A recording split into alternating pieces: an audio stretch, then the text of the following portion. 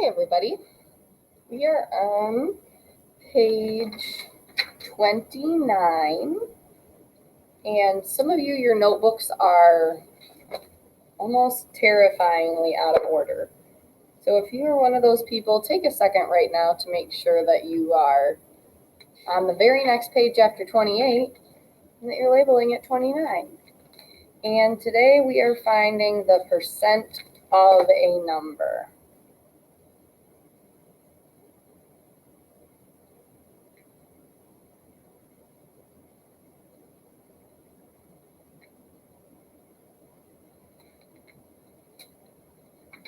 So what does this mean?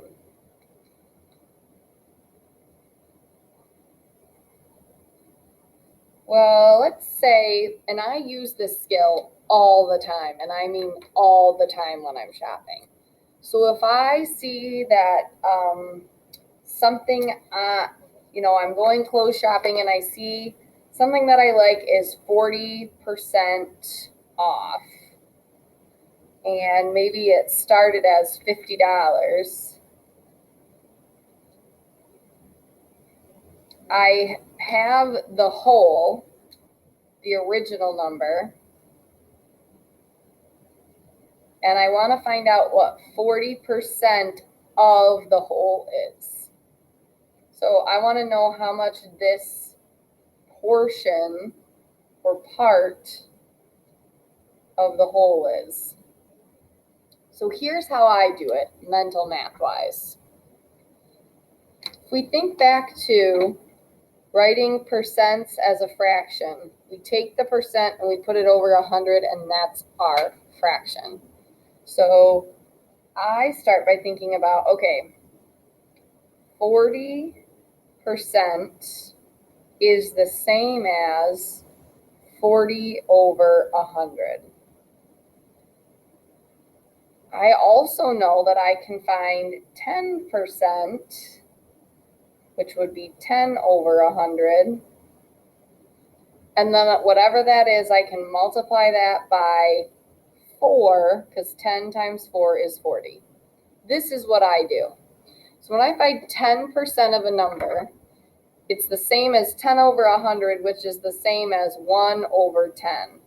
So this is an important thing to keep at the top of your mind, to make a sticky note in your brain.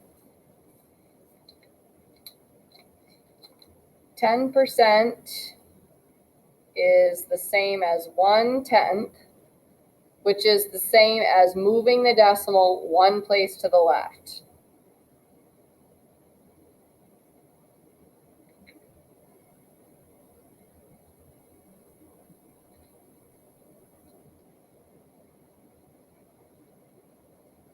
Am I saying that right? Yep. And in case you're a person who is still learning your left from your right,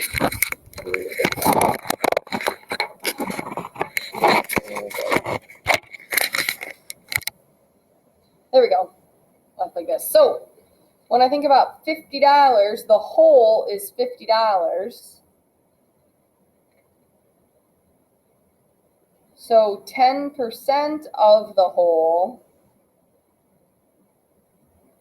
is, we take 50 and we move the decimal one spot to the left, 5.0, which is really 5.00, how we commonly think of it, $5.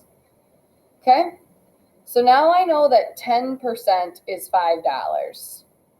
So if I want to find 40%, how much is going to be 40% off? Well, if 10% is $5, then 40%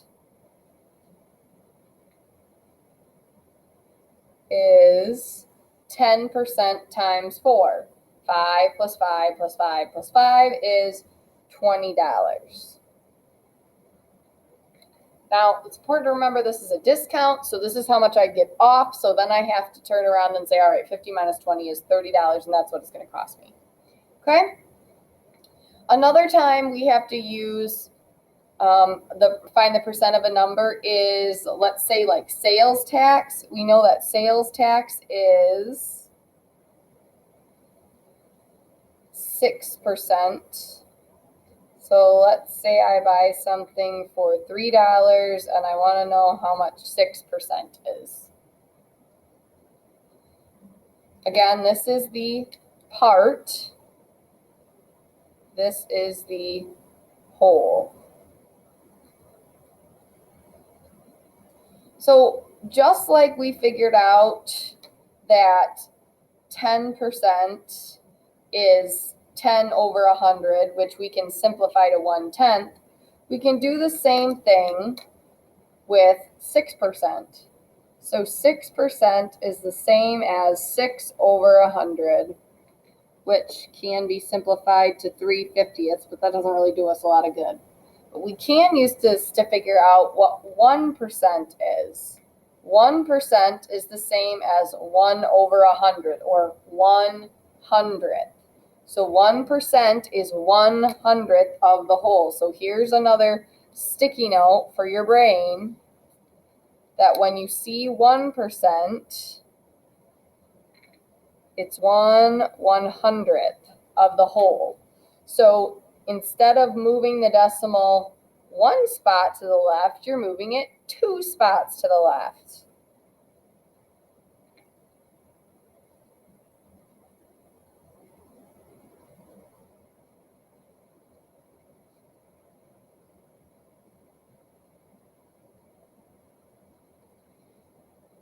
So if I want to know what, I've got a whole. The whole is $3. So 1% of $3 is, move the decimal 1, 2 spots, and I get 0.03. Guess what? That's 3 cents. Okay? So I can use the same technique. If 1% is 3 cents, then 6% of $3, I have to do 6 times 3 cents. 6 times 3 cents is 18 cents, because 3 times 6 is 18. And then unlike a discount, sales tax is added to it. So if it started off as $3, I'm going to actually have to pay $3.18. Okay? There's one other way we can think about this. And it's kind of like drawing a window or a square.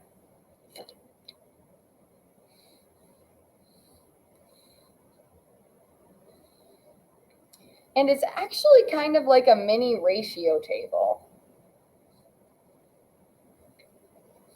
So if you're wondering, how does this connect with ratios?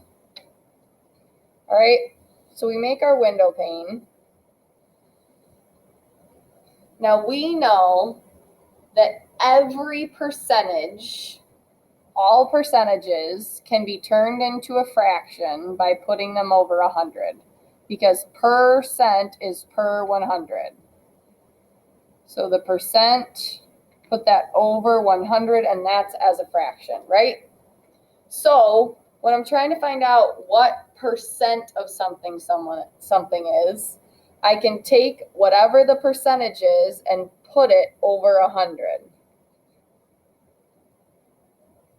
And then I can take the ratio that I'm given. So let's go back, and we're going to try to find 40% of 50.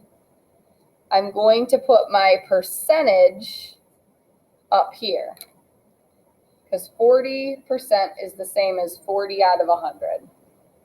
I want to know what 40% of 50 is.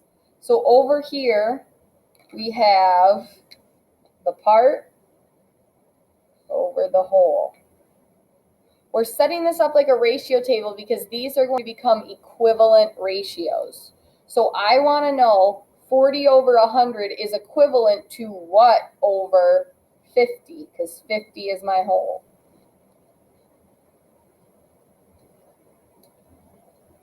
And now I can think about the way I used ratio tables. So how do I get from 50 to 100? I have to multiply by 2.